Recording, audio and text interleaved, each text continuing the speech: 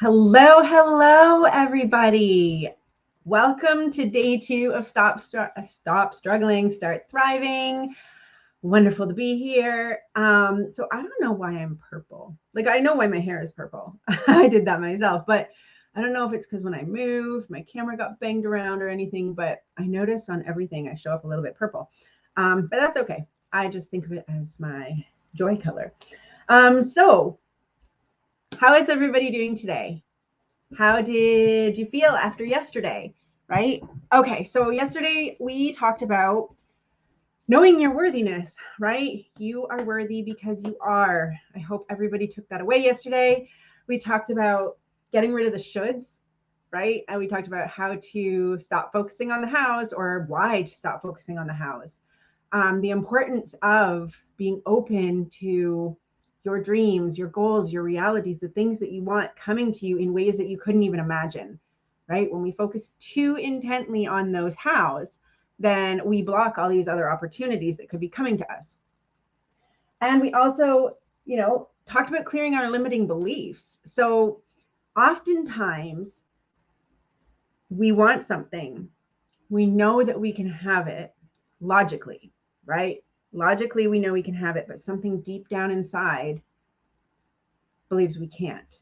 Or our subconscious is trying to protect us from something that we fear or something that's happened before. And it has all these limiting beliefs to do that. So, a lot of times, where these limiting beliefs come from is previous experiences in life, usually when we're kids, right? When we don't know what's going on, when we don't quite know how to process things, we don't have the experience to understand that other people's reaction to us says more about them than it does about us. And so we internalize a lot of that. And we live, from a subconscious perspective, we live in the past, right? So we take all of our past experiences and we use those to translate or to understand our current experiences. And so if in the past, some that came up for me recently, I'll just talk about these because to give context. So in past business ventures and in past partnerships, I've have these experiences where I partner with someone and then once everything gets going good and they start expanding, they forget about me, right? So I do the work to help them get started or help them get ahead. And then at some point, they start to grow and they leave me behind and I become an afterthought and they stop working hard for me or stop working with me, things like that, right? And that's a past experience.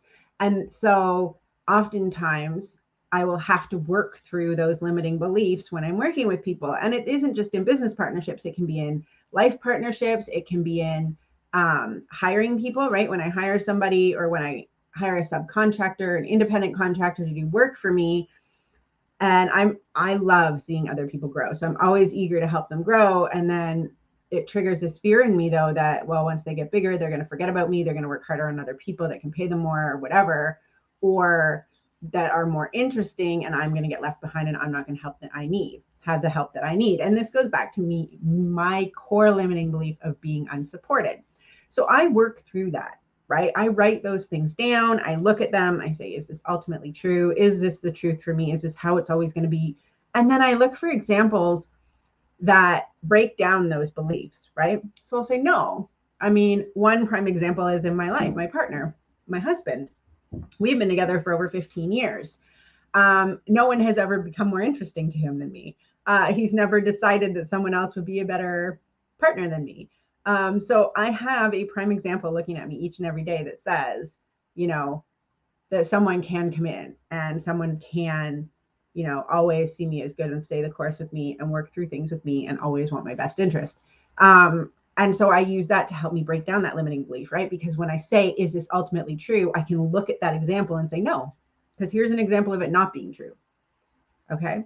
So today, what I want to do is continue on with, what I really felt called to share, which is how I went from being stressed out, struggling, and trying to force and white knuckle my way through, business creation and doing things the way I was told I should do them, and how within 2 months I was able to create income of $7,000 to $10,000 a month, just doing it my way, going with the flow, right? Having the life that I wanted, being able to be there for my kids, being able to go to their end of the year party, being able to drive them to school and not feel rushed. I hate rushing, right?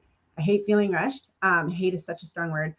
I have a great resistance to rushing. So I like to go with the flow now. And this took some time, right? I was conditioned. I believed that I had to stick to these schedules and be exactly somewhere at the right time. And everything in my life was orchestrated to a T. So learning to go with the flow was a process for me. But now that I have experienced it, I love it. And I don't want to go back to rushing. And I wanted all of those things. And I was trying to do it the way everybody said to do it, the way I should do it, wretched shoulds. And it wasn't working. And I was stressed out and tired. And I wasn't making the money I needed or wanted or deserved, right? Because all of your desires, you deserve all of them. They were given to you, placed on your heart with purpose. You deserve to have them all. You are never unworthy of your desires. So all of these desires I wanted, I wasn't achieving. And I was like, there has to be a better way. It can't be like this. I can't be stressed out, right? I lived with my shoulders up here by my ears, tense. And so I let that go. So we've gone through getting rid of the shoulds, stop focusing on the hows, know your worthiness, reclaim your worthiness and know it. And just like working through your limiting beliefs. Note on limiting beliefs. It is not a one and done process, right? Like I said, I was just talking about some that had come up for me with working with people and partners and independent contractors and things. As you clear limiting beliefs, more are going to come up, right? It's an ongoing process. So don't think you're broken. You're not broken. No one is broken. And don't think that you've done it wrong or you failed somehow if you clear one limiting belief and then another one comes up. Just work through it the same way. Just know it's a process, right? And you're doing it right and you're good enough and you're absolutely on the right path. Okay, so next, today, what I want to talk about is what I did next, right? So what did I do next once I was like, okay, I know what I want. I know that I don't want to do it the way I should. I'm going to let go and release how it happens. I'm going to focus on the feeling, focus on the desire. I'm going to work through my limiting beliefs. I'm going to know my worthiness. What did I do next? Well, I took a look at what I like to do, right? I was like, okay, what do I enjoy doing, right? Because clearly, like I said yesterday, mortgages stressed me the fuck out, okay? I was good at it. I still am good at it. I made a lot of money at it, but it caused me so much stress. It's like, okay, don't want to do that. And it's funny, my husband said to me back 15 years ago when we started dating, Angela, everybody knows what they don't want. What do you want? I was like, fair point. So I had to sit and look at what I enjoyed doing, right? What do I enjoy doing? Well, I enjoy creating, right? I enjoy making things. I enjoy transforming and creating things. I like finding solutions. I love puzzles, right? I'm one of those people that can get lost in a puzzle for a full day and forget to feed myself. And so I love piecing things together and I love new idea generation, ideation, things like that. I love coming up with new ideas or coming up with new ways to do things or thinking of new ways to repurpose things. I was like, okay, fair enough. I also like organizing. Funny thing, I like organizing other people. I am not great at organizing myself yet, but I'm really great at organizing other people. And I like helping people make their dreams come true. Right? It fills me with a sense of joy to help someone make their dream come true. So I looked at all of that and I was like, okay. Right. And I mean, one way to do this is to like look at what people come to you about repeatedly, right? What do people ask you for help with? What do you enjoy doing? Like, what can you lose yourself in? What do you lose track of time when you're doing, right? These are things that could be passions or what skills do you find you can just do so much faster than everybody else, right? That's the thing. With this, what I'm telling you, you don't need to go out and become a social media manager. You don't need to go out and learn all about Instagram algorithms. You don't need to go out and, figure out how to become a graphic designer or how to create sales funnels. I like creating sales funnels. I love creating landing pages. I find it's just fun. I love creating books. I love creating ebooks. I like creating journals. I like the creating part of it, right? And so I started to really think on all that stuff. And as I was focusing on what I do like, notice not what I don't like, what I do like, what I enjoy, then I had to take the next step, which is I had to start talking to people about it. This is where it gets scary. So I had to start talking to people in general, which I'm an introvert. I could probably live by myself 90% of the time, which most people will laugh at, because if you know me or you see me here on videos, I can come across very extroverted. Bivertism is what I've heard people refer to it as. But I am perfectly happy on my own, working on things that bring me joy, hanging out with my kids, my goats, my chickens, my dogs, my mom, my husband, all these people, but not like I don't need to be social all the time. So I had to go out and start talking to people. So I had to say yes to lunches, and I had to say yes to drink, having tea with my neighbor. I had to say yes to hopping on a call with someone or a Zoom call with someone. I had to start saying yes to all these things. So I had to start talking to people generally, while keeping in mind all of these things that I love to do, right? And then the next step came in when an opportunity came up, or when I heard, because now that I'm focused on these things that I love to do and these things that bring me joy, my reticular activation system is now open. It knows that it's important to me. And so now it's opened up to letting in these different opportunities. I had to hear these opportunities, and then I had to say yes to them internally.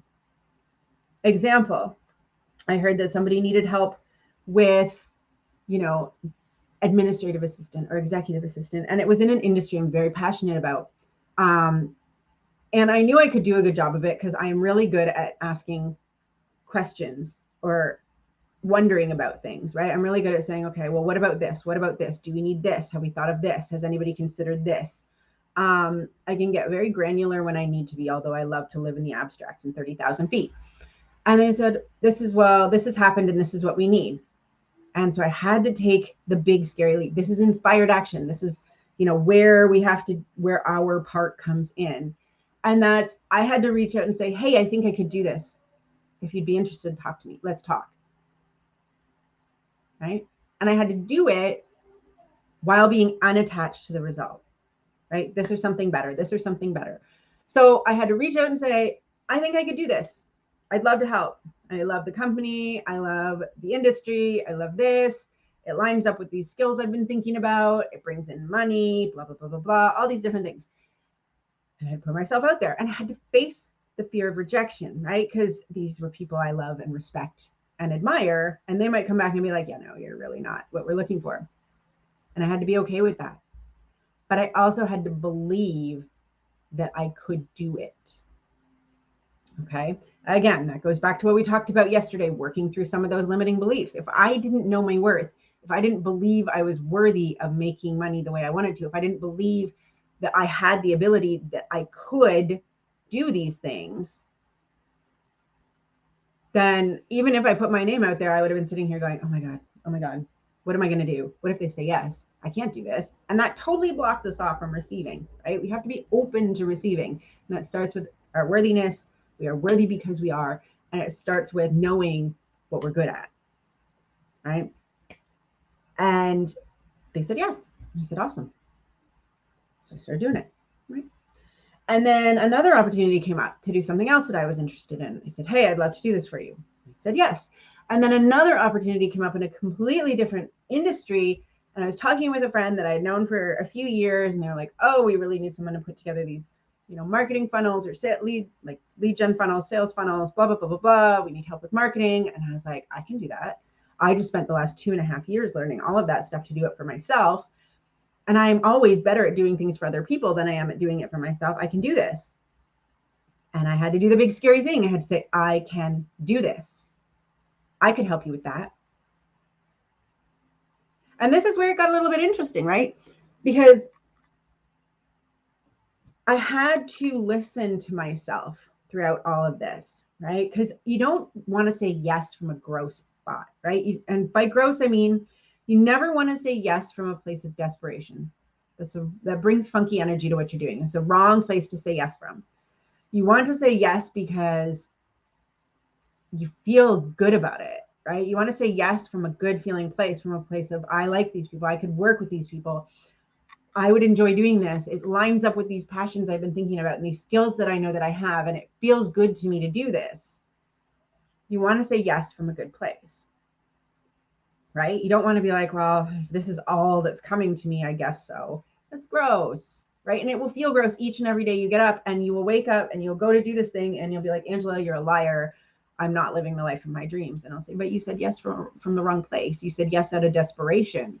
You essentially told the universe that you didn't believe anything better could come along, right? Maybe the first offer you get isn't the offer that's meant for you. Maybe that's just the one showing you it works. Like, hey, offers are going to come.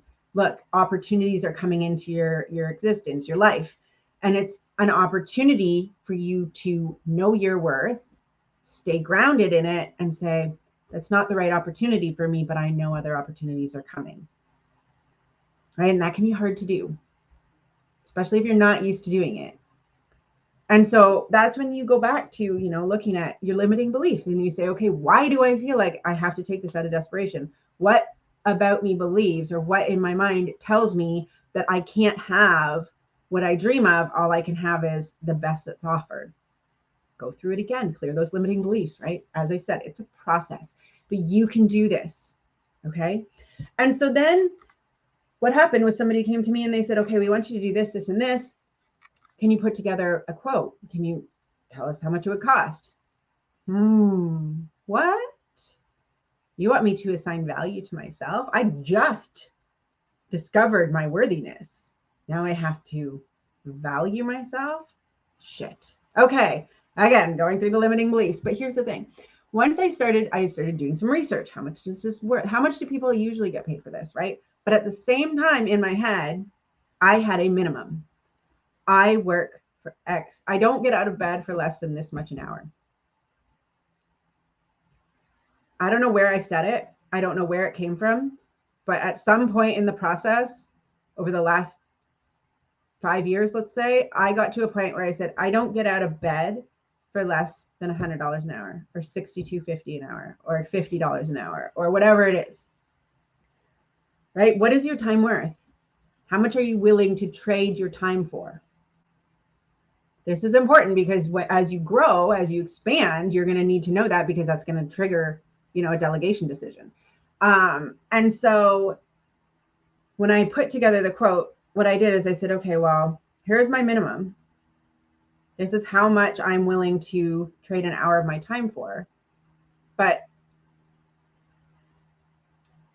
we'll talk about kind of trading time for money another time. But I had to set a minimum somewhere. And then what I did is I went online and I researched, like, what are people doing these things charge, or how much do people expect to pay for something like this? And I did that so that I could basically create support for what I already knew to be true. So I put together my quote. And here's the beautiful thing. When I put together the initial quote and I saw what I wanted to charge per month, something inside me says, is that enough? Talk about like a freaking life-changing moment. I wasn't worried about charging too much. I wasn't worried about what they would think about what I was putting in front of them. I was wondering, was it enough? Was I going to be happy doing that work all the time for that price?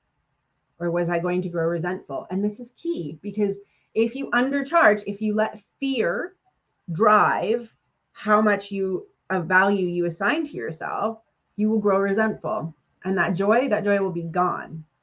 You are worthy because you are, and you set your value. No one else decides your value. If they don't like how much you want to charge, fuck them. Go find someone else that does. There are over 7 billion people on this planet.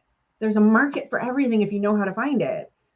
And your price isn't going to make or break you, right? Your price just determines who you're targeting, more or less. So I had to, put that value together, and then I had to listen to myself, right? It goes with trusting your gut, your intuition, your internal guidance, God, source, creator, whatever it is that you believe guides you, trust it. And so when I said, is this enough? I reworked the numbers and I said, no, it's not. So I increased it. Then I sat with that number and I was like, ooh, is that enough? And I increased it again. And finally I got to a number where I was like, yes, this is enough. I'm okay. I'm good with this. I felt good about it. I was willing to negotiate a little bit on it, in that I would concede certain things, AKA do less, to charge less, but I wouldn't do it all for less money, right? This goes back to discovering your worth, knowing your worth, knowing it, like really knowing it, and now standing firm in it, right? Not letting somebody shake. You have to become unshakable in your self-belief and in your worthiness. Because if you hand something over to someone, like a quote, knowing, I don't know, they might think I'm silly and I guess I'd go lower, they will feel that energy and you will charge lower. You will. So you have to know your worthiness and stand firm in it. And so then I sent it in. I'm like, here you go. This is what it is. And you know what? It was too much for them, but that's okay. So they came back and said, okay, what about this little small piece? Could you do this for us? I said, yes, I can. And here's the adjusted number. And here's the maximum number of hours I will spend on it every week. And this is what you can expect. So I stood firm in my worthiness and I adjusted down and said, I can do this for you. Right. And so and then that's just kind of how it goes. So that was essentially it, right? I mean, there's a lot more to it. And I have a group coaching program starting mid-July, right? Unlock Your Empowered Mompreneur. It's an 8-week program where we will go through each one of these things together and I can help you do it. But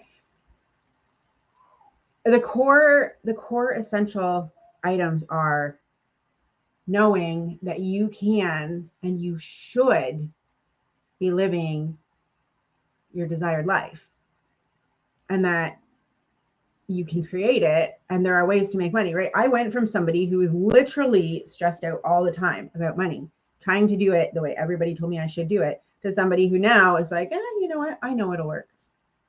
I know it'll work out.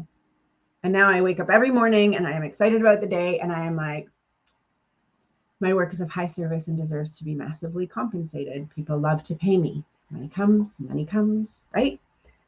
And when we got off the live stream yesterday, I went and I checked my email just to see if I needed to respond to anything. And I was like, oh, you received a payment. And it was one of those payments from somebody who was delinquent on payments and hadn't been making them, even though I'd reminded them. And it just came in because I'd let it go and I'd forgived it. And I was like, it's okay. If not this, then something better. The money will come from somewhere. And anyone can do what I've done, right? There's nothing special about me. Absolutely nothing. I mean, there's something special about all of us, but there's nothing that makes it so that I can do this and you can't. Okay. And so tomorrow, what I want to do is we are going to go through all of these things and how it all ties together and walk through an example. And I'd love it if you guys had some questions that I can help you with, because this can work for you. This can work for anyone, right? You can do this. It can be a challenge at first because we've got to get through those limiting beliefs and we've got to rediscover our worthiness. And for a lot of us, that is a big hurdle. It is not having skills to offer. It is not having opportunities available. Those opportunities are everywhere. I still get them to this day. I still have people being like, we want to work with you for this. We want to work with you for this. I did a press release for someone and the press release did well. And these people reached out and were like, oh, we want to help with this. And I was like, I've got to talk to the people who I did the press release for. And then they wrote back a separate email leaving everybody else off. And they were like, actually, we want to talk about working with you. We want to promote you. And I was like, me? Of course, me, right? And then I talked to them and I said, oh, well, I think your price is too high.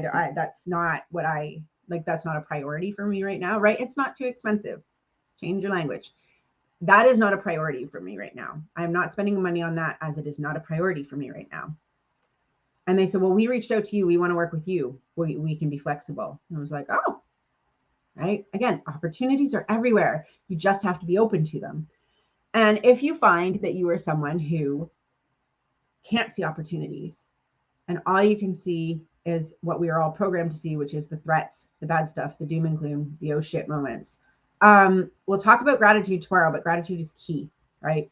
The easiest thing I can say to you is create a gratitude list every night and every morning. 5 things you're grateful for every night, 5 things you're grateful for every morning, and start to retrain your brain to focus on gratitude, right? Because when your brain figures out that you are going to make these lists every night and every morning, it is going to start to look for things to be grateful for throughout the day so that it can give you things to write down. It's like the Tetris effect or something like that, right? They did a big Harvard study on it.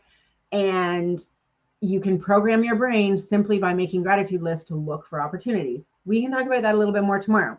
But for today, think about it. Here's your homework for today. What are you passionate about? Right? What skills do you have that you love to use? Not what skills do you have that somebody out there in society has told you are useful. Fuck them.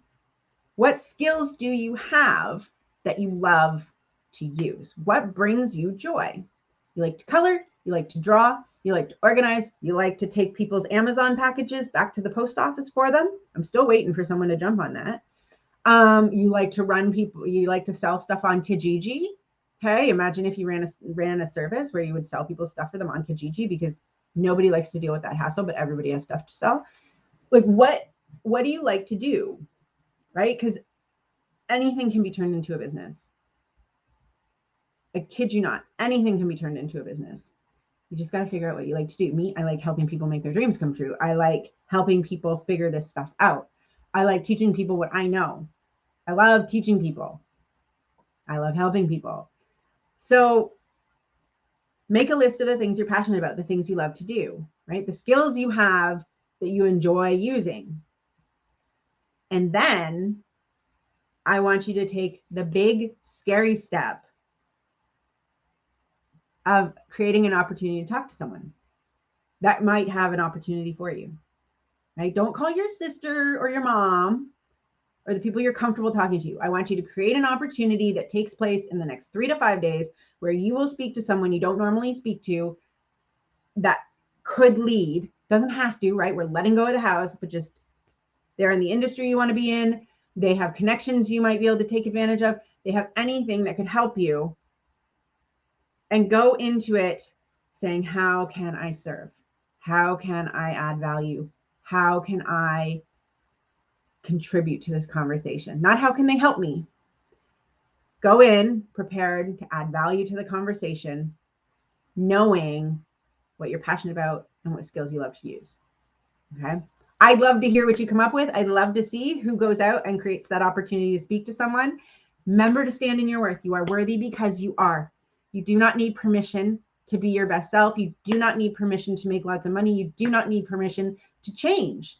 You don't need permission to decide tomorrow that you want to walk dogs for a living. If you love it, people need help with that. Okay. So love to hear your feedback. I hope you guys enjoyed today's live stream session. And tomorrow we're going to tie it all together. We're going to talk about gratitude. We're going to walk through an example. And I'll tell you guys a little bit more about Unlock Your Empowered Mompreneur. I'm pretty excited about it. This is, again, something I was just called to create. So if you want some information, let me know. The landing page is kind of crap because I created it in a minute, but whatever. I'm following my inspired guidance and doing what brings me joy. So before I go, remember, the woman you see when you look in the mirror is exactly what a successful entrepreneur looks like. Be well, my loves. See you again soon. Bye. See you tomorrow.